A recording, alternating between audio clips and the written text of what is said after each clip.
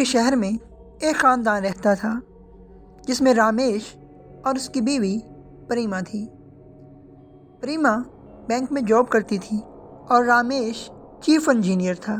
Government के सरकारी quarter में रहते थे।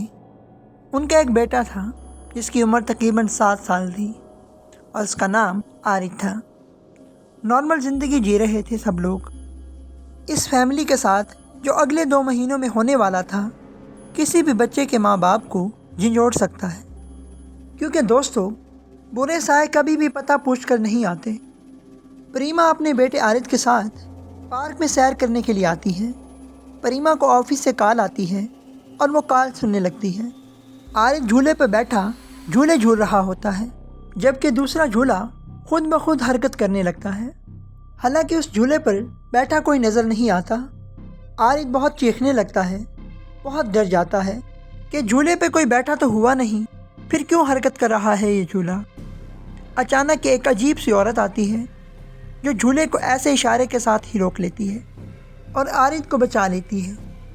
प्रीमा अपनी जॉब की वजह से आरिफ का सही से ख्याल नहीं रख पा रही होती। उन्हें एक केयर टेकर की ज़रूरत होती है। फरीदा नामी एक औरत उनके घर आती है, कहती है कि मुझे केयर टेकर रख लें। वो औरत अजीब सी होती है, यानी उसकी शक्ल और सूरत थोड़ी खौफनाक होती है। खैर वो लोग उसको रख लेते हैं। उस औरत को आए हुए 1 महीना ही हुआ था कि घर में अजीब सी चीज़ें होने लगी। प्रीमा सो रही होती है। उसे ऐसा लगता है कि जैसे उसका बेटा उसका गला दबा रहा हो। वो बहुत डर जाती है। एक दिन ऐसा हुआ कि आरिफ किसी रीमा के बारे में बातें कर रहा था, लेकिन वहाँ रीमा मौजूद नहीं होती। प्रीमा बहुत हैरान होती है कि आरिफ किससे बातें कर रहा है, वहाँ तो कोई नहीं है। प्रीमा कहती है, आरिफ बेटा तुम पागल हो क्या, वहाँ तो कोई नहीं है। आरिफ कहता है, नहीं मामा, रीमा मुझे नज़र आ रही है। उसकी मामा ये बात नज़रअंदाज कर देती है।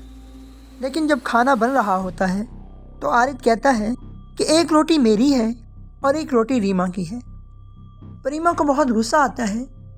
वो आरिफ को बहुत डांटने लगती है, कहती है, कहाँ है रीमा।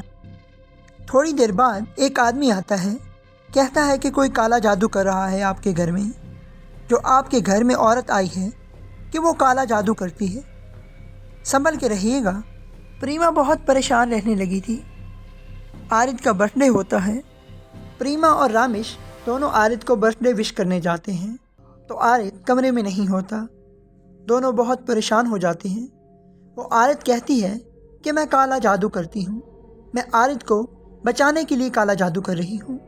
आरिफ पर आपके किसी रिश्तेदार ने जादू कर दिया है। वो औरत आरिफ पे काला जादू कर रही होती है।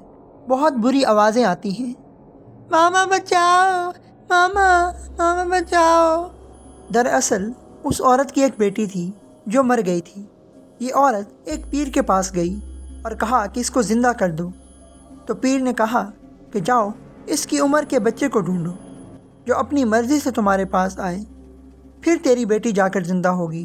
रीमा की रूह तुम्हारे पास रहेगी, जिस्म किसी और बच्चे का होगा लेकिन इसमें रूह रीमा की होगी। वो औरत आरिफ पे काला जादू कर कर रीमा की रूह आरिफ में डाल देती है। जब सुबह होती है तो आरिफ की मामा यानी प्रीमा आरिफ के पास आती है बर्थडे विश करने के लिए। आरिफ कहता है, मामा मुझे कुछ अच्छा नहीं लग रहा। कहता है कि रीमा ने मुझे पकड़ के रखा हुआ है, उसके अंदर से मुझे आवाज़ें आ रही हैं। प्रीमा कहती है, बेटा कैसी बातें कर रहे हो आप। जब रीमा की अम्मी आती है, वो औरत जिसने आरिफ पे काला जादू करके अपनी बेटी रीमा की रूह डाली होती है, आरिफ उसकी तरफ भाग जाता है। आरिफ की अम्मी हैरान हो जाती है। जब आरिफ की बर्थडे पार्टी हो रही होती है, वो औरत आरिफ को लड़कियों वाले कपड़े पहना रही होती है। वो औरत कहती है कि हम दोनों साथ रहेंगे। इतने में आरिफ की अम्मी आ जाती हैं। वो औरत आरिफ को कहीं गायब कर देती है। झूठ बोलती है कि अभी वो नहाने के लिए गया है। जब आरिफ बर्थडे पार्टी में आ रहा होता है, लड़कियों वाले कपड़े पहने होते हैं उसने, क्योंकि उसके अंदर रीमा की रूह होती है। आरिफ का बाप हैरान हो जाता है कि ये क्या हो रहा है हमारे साथ। आरिफ बहुत अजीब हरकतें करने लग जाता है। प्रीमा बहुत परेशान हो जाती है। इस हादसे के बाद आरिद को डॉक्टर के पास ले जाते हैं। डॉक्टर ने कहा कि इसका मेडिकल इलाज नहीं हो सकता, आप इसे किसी पीर के पास ले जाएं, तभी जाकर इसका इलाज मुमकिन है। पीर कहता है इसमें बदरूह है जिसने आरिद को अपने कब्ज़े में कर रखा है और ये बहुत बुरी ताकत है।